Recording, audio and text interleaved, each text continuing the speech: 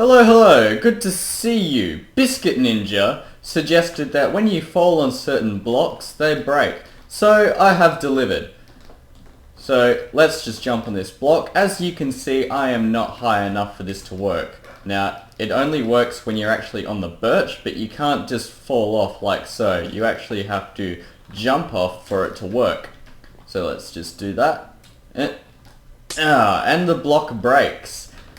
Now, up here you can just walk off it and the block will break, so let's go.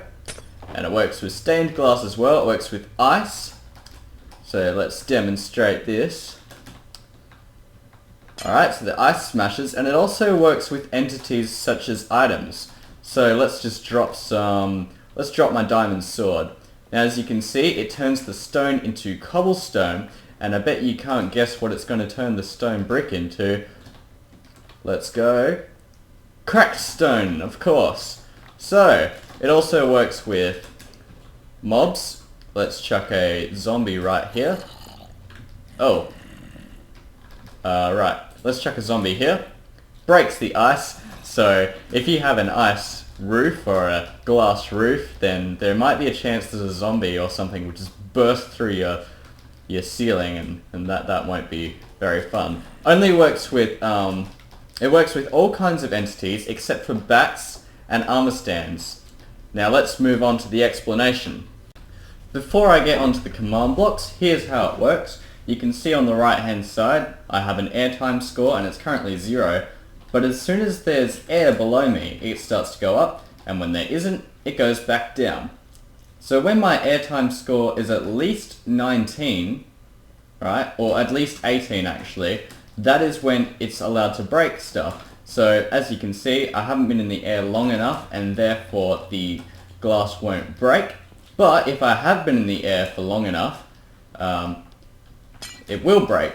So that actually allows for some things like these kind of maneuvers to occur. So, and I quickly just bump that and then I crash. So if you are like that and then you jump suddenly, then it will break. There's nothing I can really do to fix that. But anyhow, oh, it also works with falling dirt as well. I never thought of that before. Anyhow, explanation time.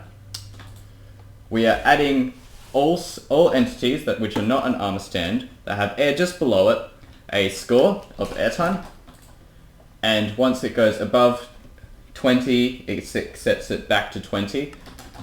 And then it removes it constantly.